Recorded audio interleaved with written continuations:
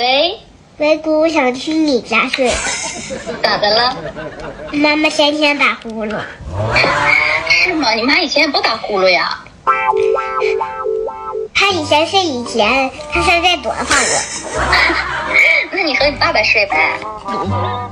我起来半夜去找爸爸去，爸爸一个屁股我崩走了。那你也太可怜了。孩子叫睡了一晚上，起来好几次。那你来吧。那你来接我吧，姑姑。说早点买点菜啥的，我做好去你家吃了。你在家吃完再来吧。